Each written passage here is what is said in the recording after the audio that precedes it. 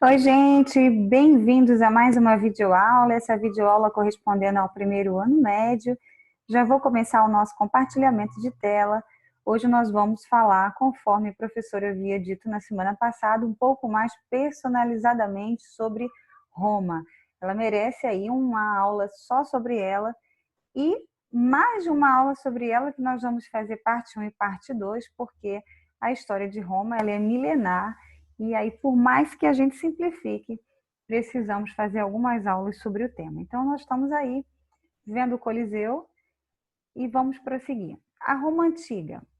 A Roma Antiga, o começo da origem de Roma, ela se localiza na Península Itálica, cujo solo é mais fértil do que na Península Balcânica, que é os habitantes gregos ou a Grécia.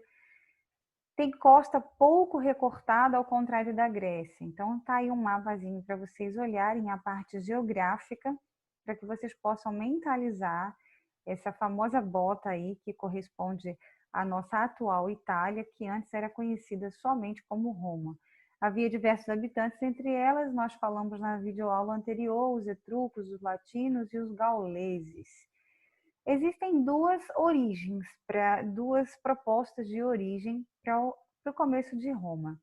A origem histórica, né, que a gente vai ver dos primeiros povos que começaram a habitar ali aquela península itálica, e a gente vai ter a origem mitológica, porque não podemos esquecer que os gregos e os romanos eram politeístas e eles tinham aí suas formações mitológicas, né? Suas histórias mitológicas das suas origens e dos seus deuses. Então, a gente tem a origem de Roma, da parte mítica, que ela vai começar dentro da mitologia com Rômulo e Remo, que são dois gêmeos que foram criados por uma loba. E segundo essa lenda, Enéas, que era o príncipe troiano, filho de Vênus, ele fugindo das suas cidades destruídas pelos gregos, na teoria, ele teria chegado a Lácio e casado com a filha de um rei latino. Seus descendentes recém-nascidos, os gêmeos Rômulo e Remo, teriam sido jogados no rio Tibre, salvos e amamentados por uma loba e em seguida criados por camponeses. Conta a lenda que, quando fundaram Roma, Rômulo e Remo se desentenderam, tendo Rômulo matado Remo e se transformado no primeiro rei de Roma. Então, a gente tem aí a parte antiga, que a gente vai falar sobre a formação de Roma. A gente não tem muitas fontes históricas com relação a isso, na verdade, quase nenhuma.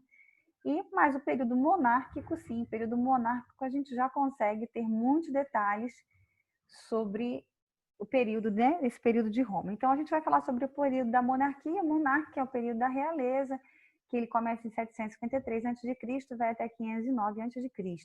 A documentação desse período é muito precária, pouquinha, pois é a fase mais remota de Roma. E durante esse período, o rei tinha funções executivas, judiciais e religiosas. Então, tanto ele ditava as leis, como ele sentenciava as leis, ele dava o veredito, como ele agia de maneira religiosa também. Então, ele era as três coisas em uma, um poder bem absoluto em suas mãos. Mas eram limitados pelo legislativo. Por quê? Porque sempre, quase sempre na história de Roma, a gente teve um Senado, tá? Um Conselho dos Anciãos, tinha o nome Conselho dos Anciãos antes de receber o nome Senado, que tinha o direito de veto e de sanção das leis apresentadas pelo rei. Então, o rei ele sempre foi policiado e pautado pelo Senado romano. O Senado romano ele tem uma história muito forte em Roma, foi dissolvido algumas vezes, foi enfraquecido algumas vezes, mas sempre um sobrevivente na história romana.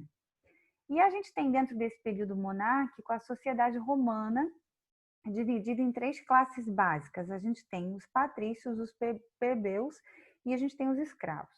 Os patrícios eram considerados cidadãos de Roma, eles possuíam gado e terra e constituíam a aristocracia romana, eram os ricos, né, os nobres. A gente tinha os plebeus, que eram homens livres, porém eles não tinham direitos políticos, eles não podiam votar, eles não podiam fazer parte do Senado, eles não podiam estar ali para resolver os problemas da cidade.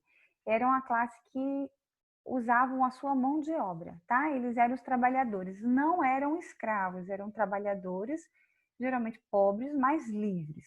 E a gente tinha classe, vocês estão vendo na pirâmide aí, a gente tem os patrícios, e a gente colocou na pirâmide também os clientes. Por quê? Porque os patrícios, eles eram os nobres, eram os cidadãos nobres de Roma.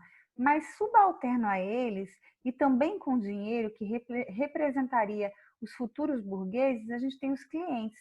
Eles não tinham título de nobreza, mas eles tinham dinheiro.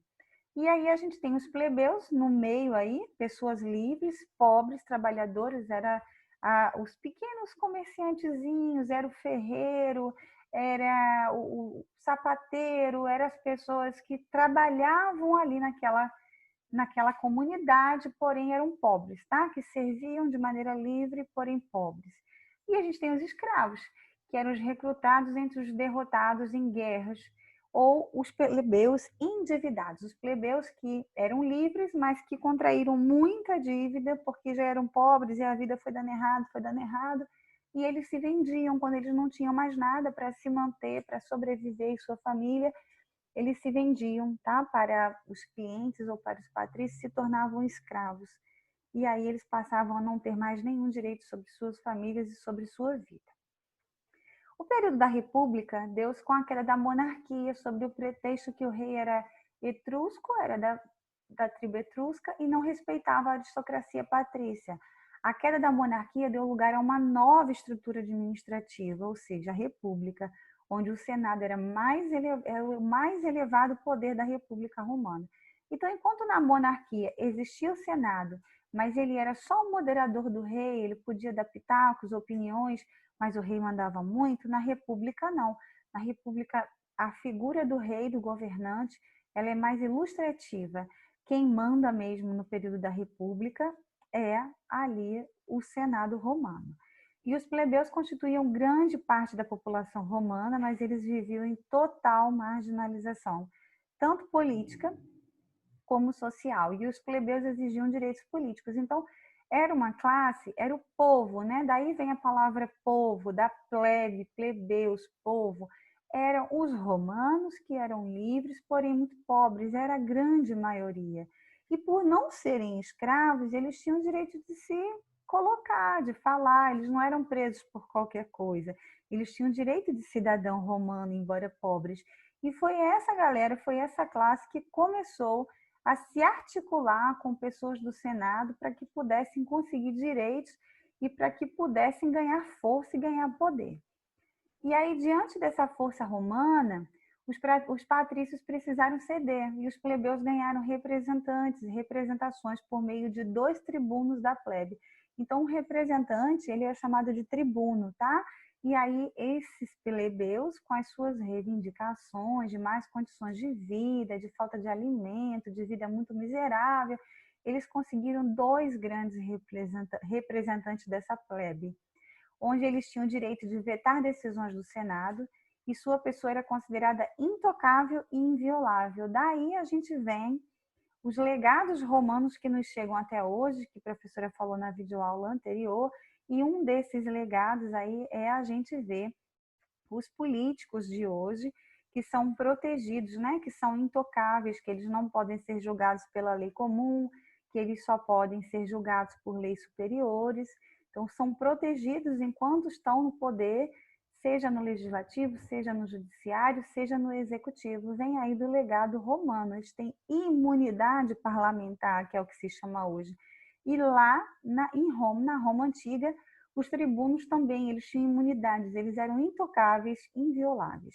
Mas após várias revoltas plebeias, os patrícios convocaram 10 juristas para dirigir o Código de Leis. Está aí a fotozinha original da fonte histórica do Código de Lei, que foi elaborado e foi chamado de Lei das 12 Tábuas, tá? E essa foi a primeira lei escrita romana. E lembrando mais uma vez que o nosso Código de Leis hoje, Duralex, ele é muito, muito inspirado no Código de Leis romano. Seguindo, nós tivemos aí Tibério Graco, que foi eleito como um dos tribunos da plebe. Ele propôs uma lei que limitava a posse de terras, ninguém podia possuir mais de 310 acres, que era assim chamado o espaço de terra, não era hectares como hoje, era acres. O Estado ficaria com as terras que ultrapassassem esse limite e as arrendaria aos cidadãos pobres que assim teriam uma ocupação. Era uma espécie de reforma agrária. Então, você era rico, você só podia ter terras até 310 acres. Se passasse disso, voltava para o Estado, e o Estado ele ia dividir essa terra, ele ia fazer com que essa terra fosse para as pessoas pobres para que elas pudessem aí estar plantando, colhendo e sobrevivendo. E o Senado, obviamente, opôs-se violentamente a tais medidas, lembrando que esses tribunos foram eleitos pela plebe. Tá? E o Senado romano nada mais é do que quem compunha o Senado romano? A aristocracia, os patrícios, os ricos. Então, eles mesmos do Senado romano eram os donos de terra. Vocês acham que eles iam querer? De jeito nenhum. E aí o Senado opôs-se violentamente a tais medidas e, em meio a grande tumulto, Tibério e mais 300 adeptos dele foram assassinados violentamente. 10 anos depois desse assassinato de Tibério, Caio Graco elegeu-se como tribuno. Também criou leis para melhorar as condições da vida da plebe. Foi um outro tribuno que serviu aos interesses da plebe, como a lei frumentária, a lei que deixava com que pessoas pudessem se casar entre si, pessoas que fossem dessa cadeia social, dessa pirâmide social, que fossem pessoas de lugares diferentes pudessem casar entre si. Ele criou a lei, que essa lei é chamada Canuleia, que autorizava o casamento entre patrícios e plebeus. Então, na prática, foram os plebeus ricos que conseguiram se casar com alguns patrícios. E esse Graco, ele acabou sendo perseguido, como sempre, quem tenta fazer alguma coisa pelo povo é perseguido, é reprimido, e aí, quando ele se viu encurralado, que ele viu que ia ser assassinado, ele pediu que um escravo o matasse, e o escravo o matou. E assim a gente está falando falamos um pouquinho sobre a Roma Antiga, falamos um pouquinho sobre a Roma Monárquica e um pouquinho sobre a Roma República. Tá? Na próxima videoaula nós vamos falar sobre Roma Império, sobre o Império Romano, que foi a última fase de Roma da Idade Antiga, que foi o Império Romano, e foi através, nesse momento do Império Romano, em que Roma ela vai cair às mãos dos povos bárbaros.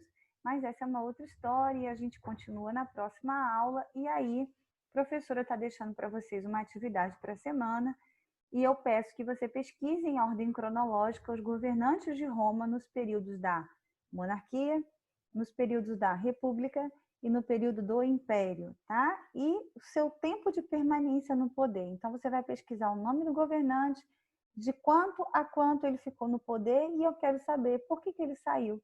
Ele saiu porque ele envelheceu, porque ele morreu, porque ele foi assassinado, porque ele foi deposto. Então, faz essa listinha, envia para mim e essa é a atividade da semana. Assim, a gente vai terminando aqui o nosso compartilhamento de tela. Eu desejo a vocês um bom final de semana e a gente faz a parte 2 semana que vem. Beijo!